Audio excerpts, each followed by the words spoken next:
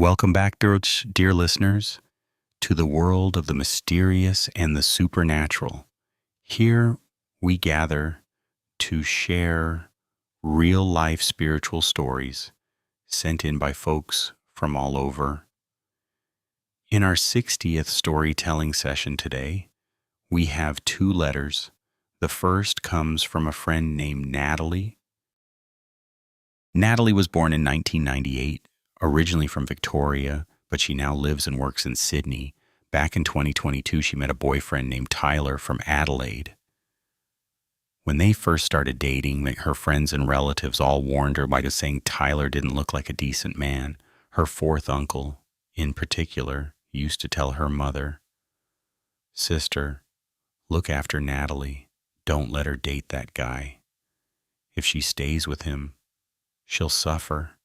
His face just doesn't look trustworthy." Her mother passed the message on, but Natalie was deeply in love at the time. She turned a deaf ear to everyone, just nodding along to end the conversation. But Natalie admits that loving him brought her nothing but misery. She cried so much. Of course, the beginning was happy, that's why they stayed together. One time, Tyler invited her to his hometown in Adelaide. She arranged her schedule and went. That evening, Tyler took her to meet his friends for food and beer, and then they went to a hotel to sleep. While asleep, she dreamed of a young man who came to her and said, "Don't date this guy, and he's a womanizer. He's dating 2 or 3 girls at once, not just you." This young man was someone Natalie had been seeing in her dreams since she was 17 or 18 years old. Whenever she faced trouble or dated someone insincere, he would appear in her dreams to warn her. He told her, "Read his messages and you'll know." She startled awake. She lay there, unable to go back to sleep. Her boyfriend was fast asleep, so she reached for his phone to check the messages, but she couldn't remember the password. Just then, he opened his eyes and asked what she was doing. She said it was nothing and didn't think much of it, telling herself it was just her overthinking because of what people had said. She stayed for a week before returning to Sydney. Down in his hometown, Tyler was indeed seeing many other women. A friend of Tyler's, named Kevin, eventually messaged Natalie's friend saying, "Tyler isn't sincere with Natalie. I see how much she loves him, and I feel so bad for her that I had to speak up. Just don't tell them I said anything, or Tyler and I will have a falling out." When her friend told her, Natalie confronted Tyler. He retorted, "You're in a relationship, but you don't trust me. You listen to outsiders." Then he cursed at her vile, filthy language, calling her May, a disrespectful you. Yet, for some reason, she felt foolish and apologized to him repeatedly. Later, she went back for his birthday. After the party and drinking, they went to a hotel. By chance, she discovered Tyler was sleeping with a girl who worked at the restaurant where they had just celebrated. Everyone in Tyler's circle knew. Natalie was the only one in the dark. Despite Kevin's warning, she hadn't believed it until then. Tyler explained it away, saying he was too drunk to control himself and it only happened once. He even claimed the girl messaged him asking for a situationship, but he refused. He cried and begged for forgiveness. Natalie cried too. But seeing him in tears, she couldn't help but forgive him. The morning after she returned to Sydney, she realized her period was late. She took a test 2 lines, terrified. She messaged Tyler. He reassured her. "It's okay. Don't be scared. I won't abandon you and the baby." She didn't dare tell her father. She told her mother, who asked if Tyler had told his parents or mentioned marriage. Natalie said she'd only told Tyler. She asked him many times to talk to his parent, but he made excuses. He said he told his mom, but the house was too busy. He told her to move down there, cook for him while he worked, and they'd marry later. She refused, demanding the elders meet properly. Over time, Tyler changed completely. He stopped caring. Days would go by without a single text to ask about her pregnancy. Then she dreamed of that young man again. He said, "He's with someone else now. Stop making yourself suffer. Just take care of your child." He even gave her the name of Tyler's new girlfriend and warned, "If you don't believe me, you'll regret it." Natalie woke up in the middle of the night, packed her bags, and rode her motorcycle all the way from Sydney to Adelaide without a single break. She called Tyler out and asked what he wanted. He said he was 50-50, half wanting to stay, half wanting to leave. She finally woke up. She demanded to see his phone. He refused. She grabbed it, and he shoved and hit her. Furious, she yelled, "If this is how you treat me, I'll say it. You're dating a girl named Chloe, right? Don't think I don't know.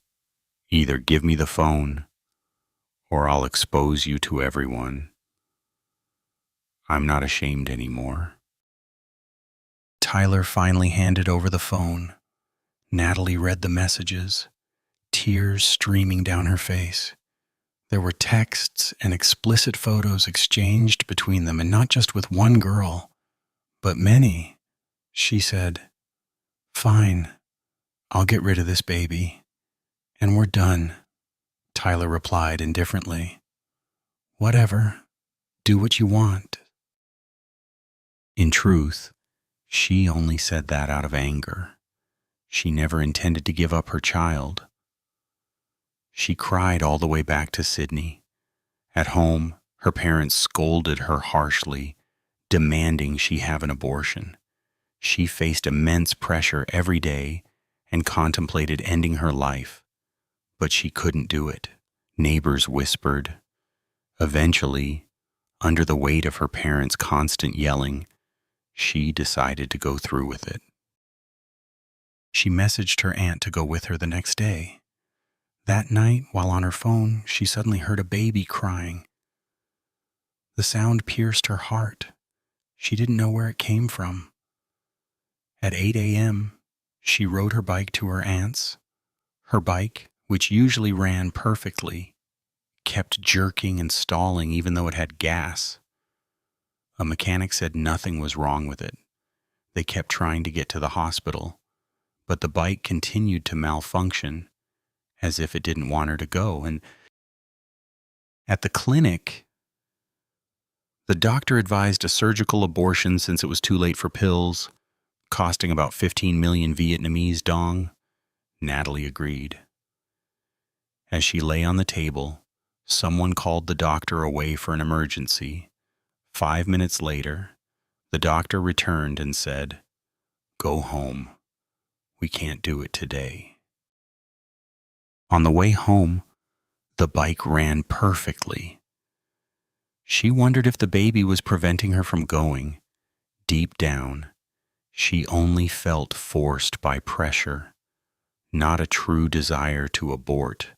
At 3 p.m., she tried another clinic in District 3, Saigon. The price was the same, plus extra fees. The nurse asked why she was doing it. Natalie cried and told her story. The nurse commented on how terrible men are these days and explained they needed to give her an injection to stop the fetus's development first because the baby already had limbs. As they told her to go to the injection room, Natalie asked for a moment to think. She sat outside, thinking, if disabled people can raise children, why should I, a healthy person, throw mine away? She called her mother, crying, I can't do it. If you keep scolding me, I'll just leave home and never come back. And she went back inside and told the nurses she wasn't going through with it. They tried to talk her out of it, but she was firm. She would be a single mother and cut Tyler out completely. In May 2023, she gave birth. Everything seemed normal until they got home. The baby cried every night, and his body was covered in dark bruises on his arms and back. She thought she was just holding him too roughly. Then, one day, her mother tripped while hanging laundry. It looked like a minor fall, but her leg broke. When she returned from getting a cast, her aunt and 5-year-old cousin visited. The child sat for a while, then pointed toward the kitchen and said, Auntie, there's a lady over there who looks just like you. She's sitting exactly like you with a broken leg. The house went cold. There was no one there. Natalie scolded the child, but he insisted he saw her. She began to worry there was a spirit in the house. One night, Natalie woke up and saw a dark figure sitting on the stairs. It was a woman with long, messy hair. As soon as Natalie called out for her mother, the figure vanished. Terrified, she avoided the stairs and asked friends for a spiritual master. Her mother suggested a man in her friend Liam's hometown. Liam was a guy pursuing Natalie at the time. He was devoted to her and her baby, though she didn't yet reciprocate his feelings. Liam took her to Portland. Liam's mother led them to a master's house. After hearing about the baby's bruises and crying, the master gave her 2 folded paper charms.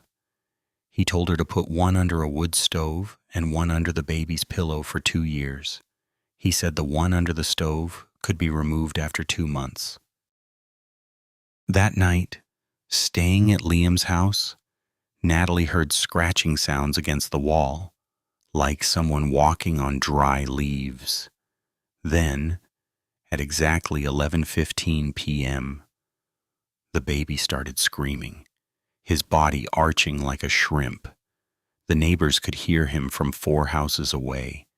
Liam's geese began frantically flapping and honking. Liam's mother ran in, and they decided to call the master. Mr.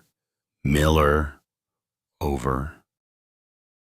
When Mr. Miller arrived, he looked around and said, "You're quite a naughty one, aren't you?" "Why trouble a child? It's a sin." He waved burning incense over the baby's back, and incredibly, wherever the incense passed, dark bruises appeared on the skin. Once he moved to the belly, the baby stopped crying and fell asleep. The master said the spirit was angry because Natalie had sought help. He told her to bring the baby back the next day at 6 p.m. The next day, the master asked if Natalie was born in the year of the tiger and if she saw strange things in her sleep. He said, "Your child is suffering because of you.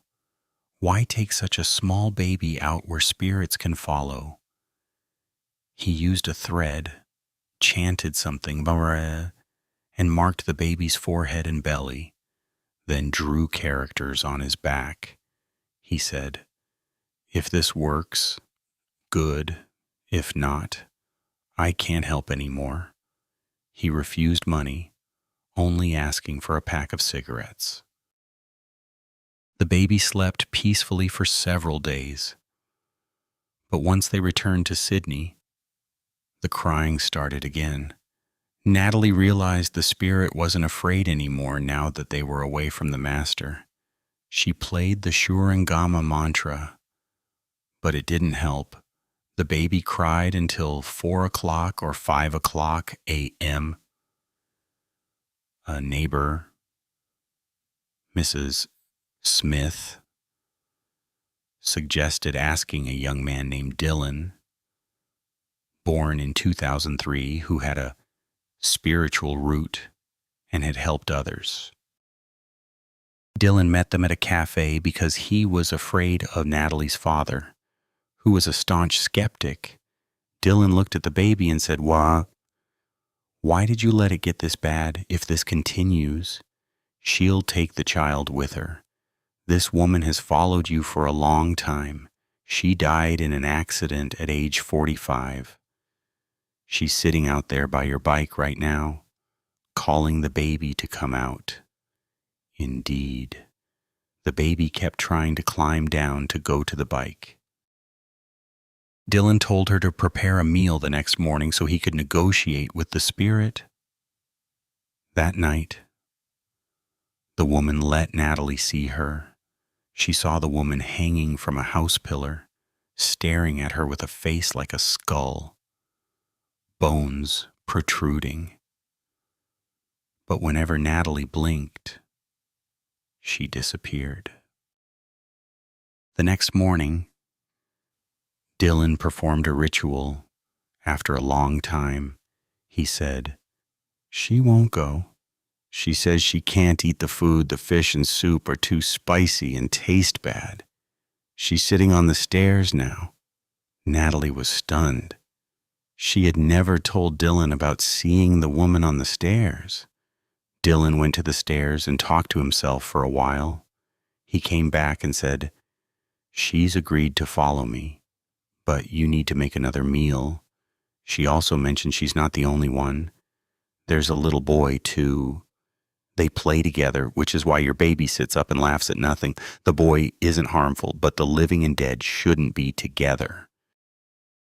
Dylan warned that the baby might have trouble again when he turns 5, but someone would come to help then. He told Natalie not to stay out past 10 o'clock p.m., or the baby would cry again. If the baby went out at 6 p.m., he needed to be wiped down with warm water afterward. Since then, the baby has been fine. Dylan reportedly took the woman to Chow Thoi Pagoda to practice. Even Natalie's skeptical father finally began to believe. The second letter. The consequences of disrespect. The second story comes from Harper. Harper has a liver condition and, unable to use Western medicine anymore, went to a nearby temple to do volunteer work and receive herbal medicine. There, Harper witnessed many cases of people being reprimanded by spirits. One day, a woman in a car brought an old man to see the head monk. The man was her father, Mr. Brown, a former soldier who never believed in ghosts. He looked very stern and disciplined. About a month prior, he had attended a wedding. Because the toilets were crowded, he went to a spot behind the house to relieve himself. There was an old, ruined shrine there. Only the foundation remained. He urinated right next to it. The hosts warned him he should apologize or make an offering, but he scoffed. It's a ruined shrine. What's there to fear? I've buried soldiers and slept with corpses. I'm not afraid of this. That very afternoon, tragedy struck. His eldest son was in a motorcycle accident.